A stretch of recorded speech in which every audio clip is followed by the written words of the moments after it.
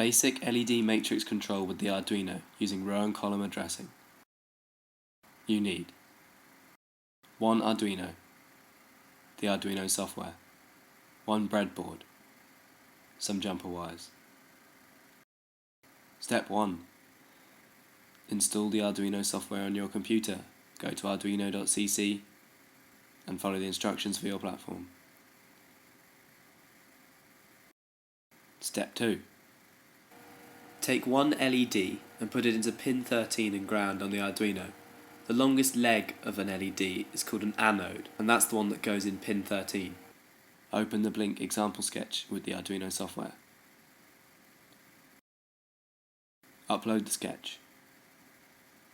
If the LED blinks, then you're good to go.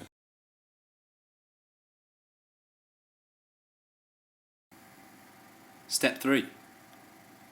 How row and column addressing can light LED matrices. This is a simple 2x2 matrix controlled by 4 pins on the left. Using any combination of those 4 pins, you can light up any combination of the LEDs. This is how you would light the top left LED by turning on pin number 1 and pin number 3 so that the current flows through. This is what I'm going to make, a 2x5 LED matrix controlled by 7 pins. However, the design is completely modular and can be used to make a matrix of any size. For this guide, I'm going to build my circuit on a breadboard, which is a system used for prototyping. A breadboard just looks like a load of squares, but those squares are connected underneath with wiring. The squares on the outside are connected as rails all the way down the length of the board, and the others are connected 90 degrees to that in lines of 5. This is how to wire up my 2x5 matrix on the breadboard. The positive ends of the LEDs, which is the anodes, go into the lower end of this diagram, which is the rows of 5.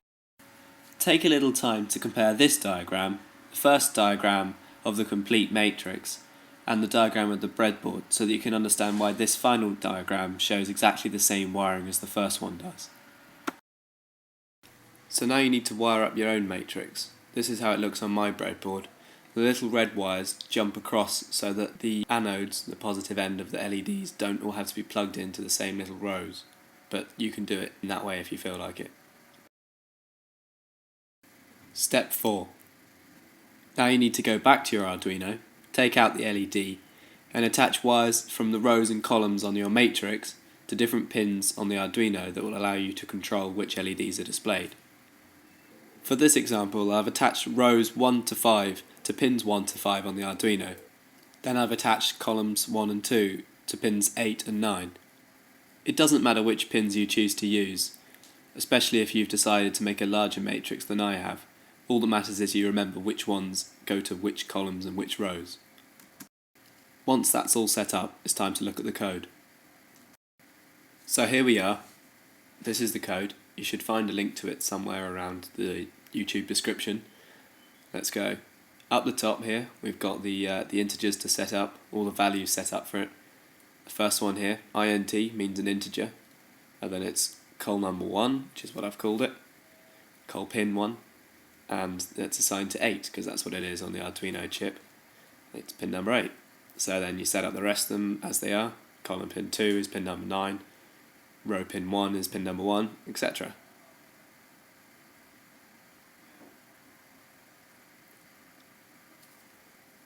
Next we move to void setup, which is where you set up the sketch. And here all we're doing is we're assigning the pin mode, which is how the Arduino communicates with the pin or receives information from it. And we're just going to set all of the pins to output. Then we input the name of the pins, col pin 1, col pin 2, row pin 1, row pin 2, etc. And then we call it an output, and that's that. So now we go down to void loop, which is the action that runs as long as the Arduino has power. And in this, all we're going to do is we're going to assign a high or low value, which is essentially on or off, a 0 or 1, which is very interesting because it means you're working on a binary level. We're going to assign that value to each one of the pins using digital write. And so we put in col pin 1 and then high or low. And so the way this is going to work is that the column pins will actually have to be assigned to be low to be on, and the row pins will have to be assigned to be high to be on.